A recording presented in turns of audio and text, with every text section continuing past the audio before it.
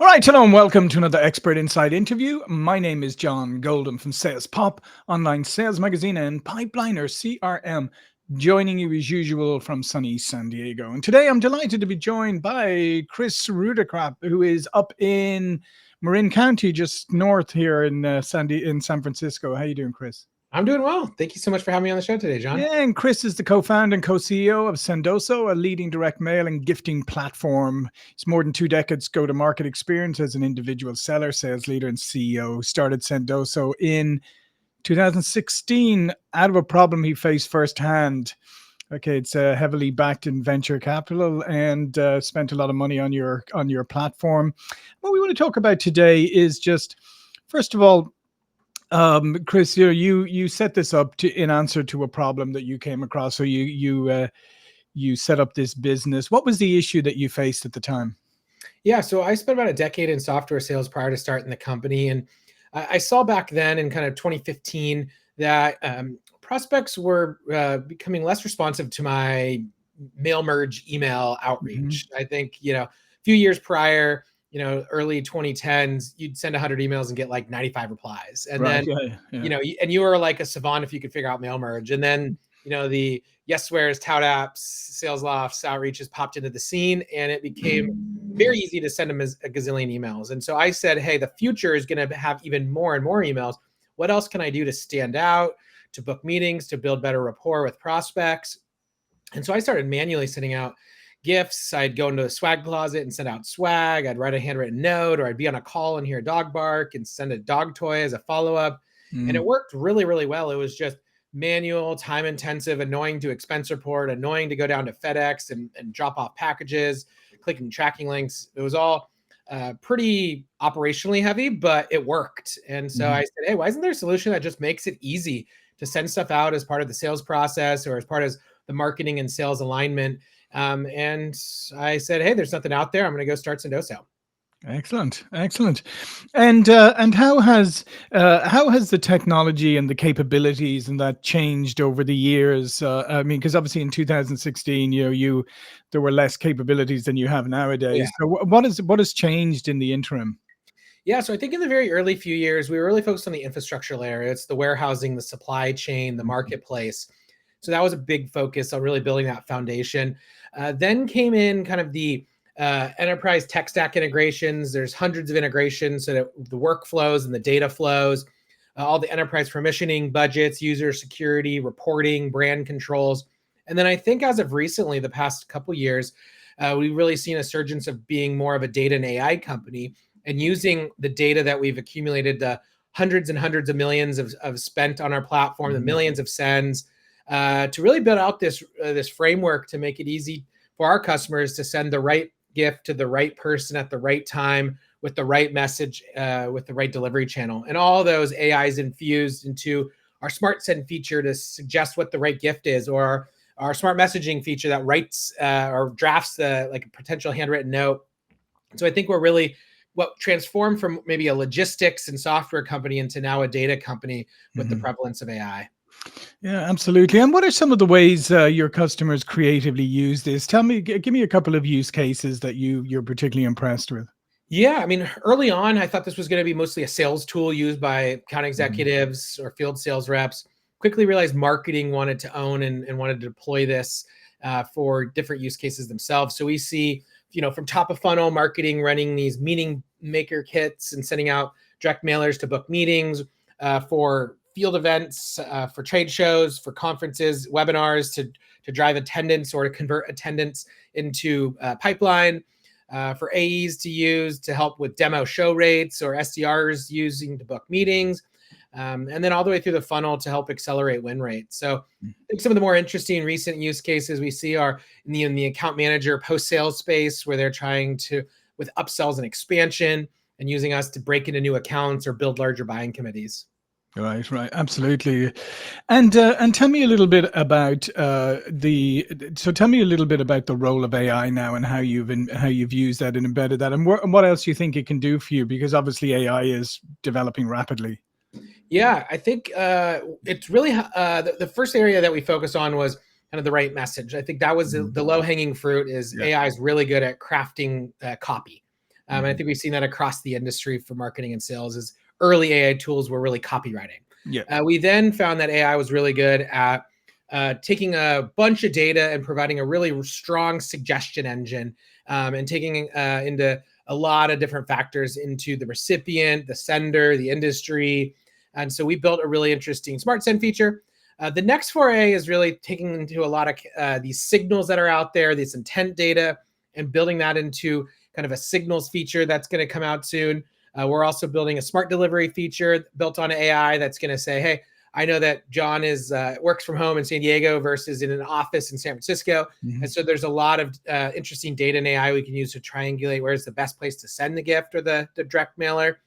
And then furthermore, analyzing all the CRM and other data tools to say, hey, don't just send to John, also send to these other colleagues too. And really that suggestion engine built on top of all that data. Yeah, and what's interesting about that, Chris, is that that's one of the, I think, since COVID, since the prevalence of remote work and stuff, I think one of the big challenges with direct mail has been where to send the items. Especially once upon a time, it was easy. Yeah. Send it to Chris at whatever corporate building you happen to be in, and you knew you would get it. Even if you're not in the office every day, you're in some of the days, and even if you're a salesperson, you're out in the field. But nowadays we have a whole new world out there. So how do you the system, how do you figure out where people actually are? Yeah, there's a few different ways. One, we do offer up an address confirmation feature where you can send via email and have the recipient confirm their address. And that works really well. We see upwards of about 80% address confirmation rates. So that can work. If you want to, we have data enrichment partners that can bring in data into the system and make it easier for you to build lists with data from third-party systems. And then this new smart delivery feature where we're going to triangulate and say, hey, we should send it to the house based on this data set versus the office, and use some of our first-party data and some other data sources as well. So yeah, there's a myriad of different ways to make it possible to get the address or to ask via email. And how many different types of items do you have in your inventory? Yeah, so the unique part of our platform is it's really infinite. So we have certain things that are available in our marketplace, tens of thousands of items globally that you can click and ship from. The recipient can also receive something and turn it in and trade it in for something else that they want. We have thousands of digital gift cards globally. And then throughout our global warehousing product offering, we allow our customers to house products, swag, kit things together, ship one or ship 10,000 things. And so that allows us for really infinite opportunities to work with our customers to either source and strategize on campaigns with them and get really custom for the brand or for the enterprise, and really work with them hand in hand on what they should be sending. So the nice thing is you can get recommendations if you don't want to think about something, or you can work with us and get super custom options available too. And I assume then you're saying that in B2B, like companies can have their own area or whatever with their own products in it that they that they've selected, that they've branded, that they can say to their people, here's the ones you use. Exactly. You can almost think about some of our global warehouses as like your swag or your gifts or products in the cloud, so to speak. And you can trigger them off through CRM or other automations. You can click and send through clicking a button, or through AI workflows as well. So there's a lot of different ways that you can leverage what we've built. Yeah, I should send you some dog treats. I heard the dog. I just figured out what you said earlier. Yeah, exactly. And then what are some of the more popular items that people send? Because I mean, in the past, like swag, you kind of people send you stuff, and you're like, yeah, it's kind of whatever, interesting, but not great. What are some of the more interesting things that people really appreciate getting? Yeah, there's I bucket it into a couple different categories. One is the category of drinkware. People respond really well to like Yeti mugs, and I think everyone's drinking coffee and beverages throughout the day, so that's popular. Socks from a clothes kind of category does really well. People love socks. I don't know. There's this universal, like, you just lose socks and they disappear, and so you need more of them from time to time. From a position of other things, booze works really well. People love sending out, tequila, wine, etc. That works really well. Gift cards, people are still pretty excited about receiving like an Amazon gift card, Starbucks gift card. And then the best thing too is we have, an integration with Amazon and then our tens of thousands of items in our marketplace where we can say, hey, we know that Chris lives in Marin and has a dog. So we're going to suggest that he gets a dog treat, but John lives in San Diego and likes this. So we're going to send him this. Right. And so there's different things for different people. So we can either give you category level suggestions, or we can give you persona, like maybe an engineer in Boston might like Dunkin' Donuts over Starbucks, for example. Right. And so you can get down to the individual in terms of how you want to personalize. Excellent. And then obviously once you start sending something to somebody or whatever, you're building a profile there too, right? Exactly. Yeah. So then over time, the system gets smarter with its recommendations engine because you can see both what they've wanted, maybe what they've redeemed, or what they've traded in for something else. So you can have this really rich profile of this interest graph of what your prospects then turn customers want. Because for a lot of our customers, they start using us at the top of the funnel during kind of the prospecting life cycle, all the way down through the funnel, and then years as a customer too. So there's lots of different reasons why you'd want to send lots of different options throughout the many, many years that you have them as a customer. Yeah. And is there automation built in too?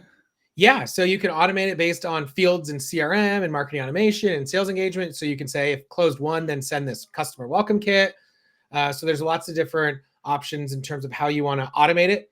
You can also use these party links we have. So you can either use short codes or QR codes and say, hey, anyone that scans this or clicks on this link can redeem and then you can have some gating on the back end to approve them all or pre-approve them as well. So there's bunch of different ways that you can set up these automations.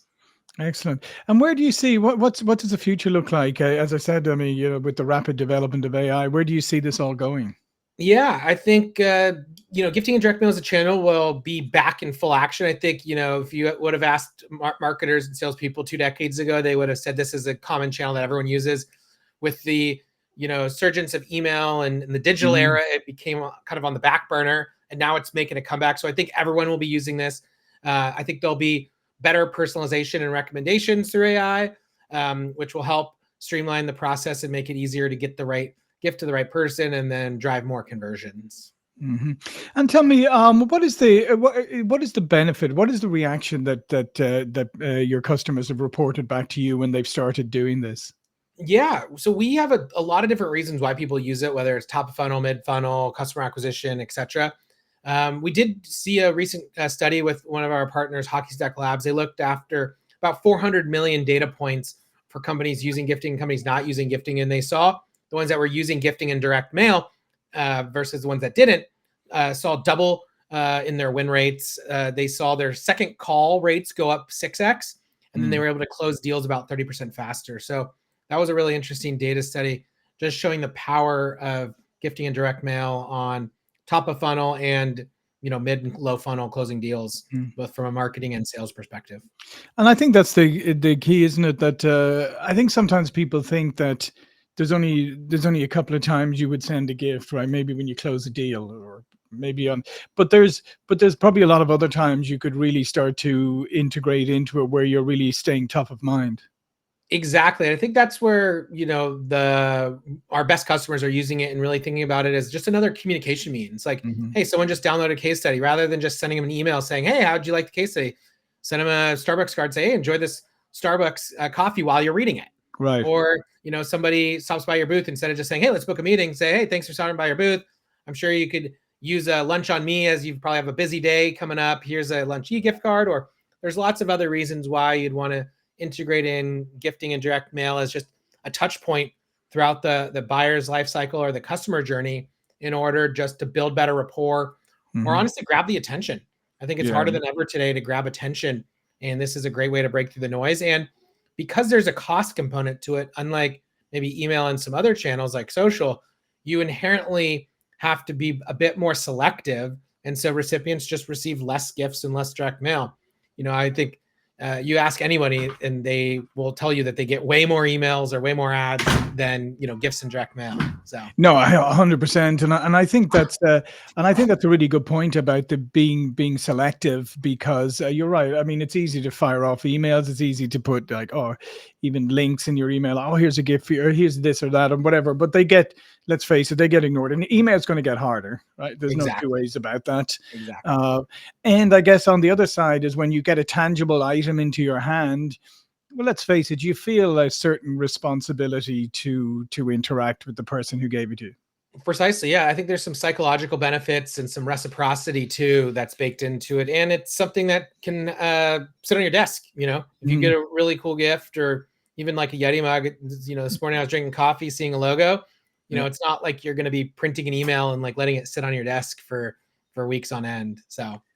No, and absolutely. And then I guess, as a company, if you have your store and that, and you're able to empower the people in your organization to do it, I guess then you build a perception over time as that being you're a giving company. Yeah. And like you said, it's just a great way to there's lots of different touch points. There's lots of different reasons why you want to, reach out to somebody or engage with the prospect or customer. And this just makes it easier to have one more thing in your tool belt. Yeah. Do you have any examples of really clever ones you've seen? Yeah, I mean, I can share with you a couple of our top case studies. So Gong was using these pinatas, and they were able to source nearly, I think it was over 30 million in pipeline from sending out pinatas to prospects. Gainsight sent out a book. I have to tell you that. Why pinatas? It was just something random that they picked on, and it worked really well. I think it was something fun. If you get it at your house, you give it to your kids. So there's a benefit there to it as well. Gainsight was sending out a book that the CEO wrote, and I think that's pretty powerful, as it's a way to connect thought leadership and content, and sending things out. One of my favorites, one of the ones that I sent out early on, is I saw a prospect, one of our top target accounts at a conference. He was on crutches, and he said he broke his rib in a skiing accident. And so I quickly went to my computer and shot him over some Kansas City baby back ribs to his house when he got home, with a funny note. And he loved it, and I think that's one of the benefits of gifting and sending out mailers, is there's a creativity component that makes people smile, and people buy from people. And so if you can kind of break in and have a more creative, clever gift along with a note, it just makes it easier to sell. No, I think so, because I think people are getting so kind of sick of the inauthenticity. It's like on LinkedIn. I use this example all the time. It's like on LinkedIn, where you get this beautiful connection note, all personalized. Obviously, they've looked at your profile, and then the minute you hit connect, you get hit with the sales pitch, right? Exactly. So then no, you didn't actually personalize that. You're using some tool, and this is all, and it actually has the opposite impact on you. It now makes you sort of resistant and go, I shouldn't even have, maybe I'll even disconnect from you as a contact. Yeah. Whereas, as you said, if you put in some thought to it, if it's individual, if it's something that arrives at tangible, that's a completely different reaction. Exactly. Yeah. So in closing, so tell me, what other do you have plans to add any other features to your platform, or yeah, we're constantly looking at adding new partners for different things that you can send, more integrations. But I think there's still a long way on our roadmap to making it even easier to send the right gift to the right person at the right time with the right message.